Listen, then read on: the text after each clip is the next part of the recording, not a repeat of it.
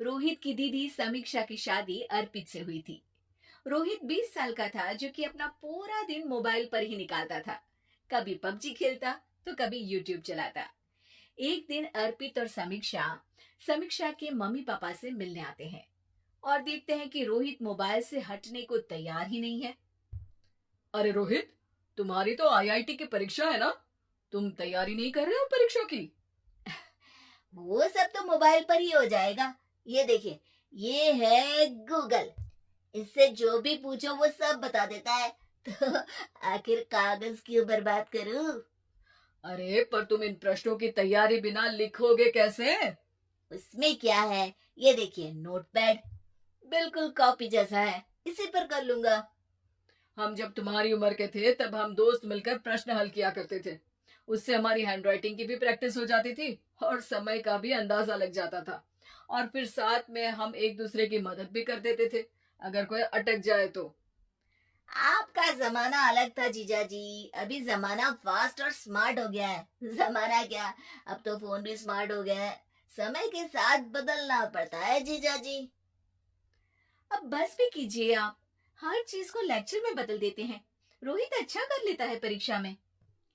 इतने में अर्पित के सास ससुर जी आ जाते हैं हॉल में। और अर्पित इस बारे में बात नहीं करता।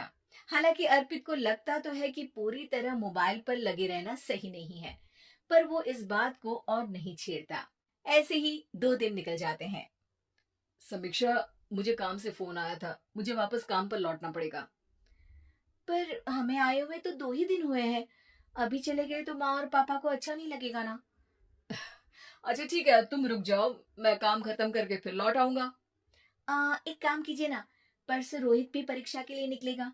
आप उसी के साथ निकल जाना। दोनों वैसे भी बात नहीं करते। साथ में जाएंगे तो हो सकता है आप लोग आपस में बातचीत भी करने लग जाओ। ठीक है, मैं काम को 2 दिन टाल सकता हूँ। उसी रात जब सब खाना खाने बैठे थे, तो अर्पित अपने जाने की खबर बाकी लोगों को बताता है।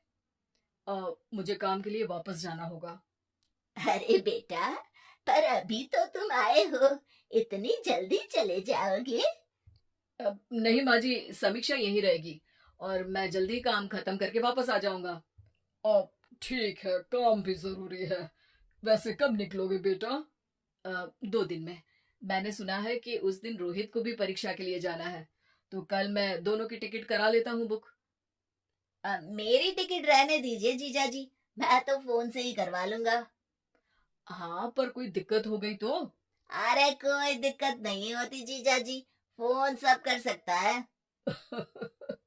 हमारे फोन के रिचार्ज से लेकर टीवी का रिचार्ज सब रोहित यही फोन से बैठे बैठे कर देता है।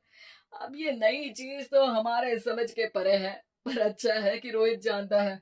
हमारी मेहनत इतनी कम हो गई भाई। हाँ, पर अगर टिकट नहीं मिली तो? अर्पित की बात पूरी होने से पहले ही बिजली चली जाती है। अरे ये क्या हो गया?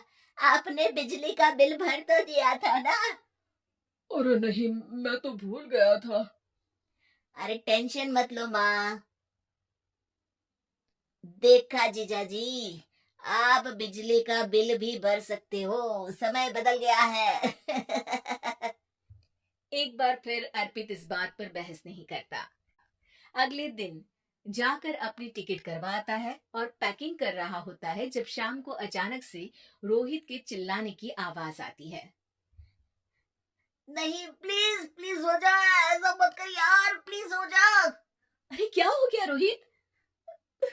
दीदी, सर्वर हैंग हो गया। मेरे टिकट मेरी टिकट नहीं हो पाई दीदी। क्या मतलब टिकट नहीं हो पाई? इतने में वहां रोहित की मम्मी और पापा भी आ जाते हैं। अरे क्या हो गया? माँ, मेरा टिकट नहीं हो पाया, सर्वर डाउन हो गया। अरे पर तूने तो बोला था कि हो जाएगा। हो जाता है, पर अब क्या करूं, ये क्या हो गया? अब कल की तो कोई बस भी नहीं है, ना ही अब टिकट मिलेगी ट्रेन की कल के लिए। मुझे तो कोई रास्ता नहीं दिख रहा। अब फिर लगता है मेरा ये साल बर्बाद हो जाएगा।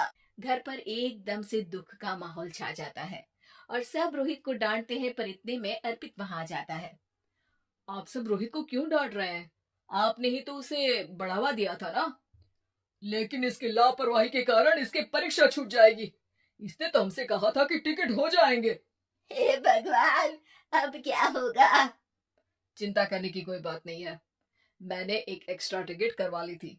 मैं समझता हूँ कि मोबाइल हमारा ही काम आसान करने के लिए है, पर उस पर ही पूरी तरह से निर्भर होना तो गलत बात है ना। रोहित टिकट को देखकर बहुत खुश हो जाता है और जोर से जाकर अपनी जीजाजी के गले लग जाता है। सॉरी जीजाजी, मुझे आपकी बात ध्यान से सुननी चाहिए थी, पर थैंक यू सो मच। हाँ बेटा, तुमने तो इसका भविष्य बचा लिया। शिक्षा, दूसरों से मदद मांगना गलत नहीं, पर दूसरों पर निर्भर हो जाना गलत है।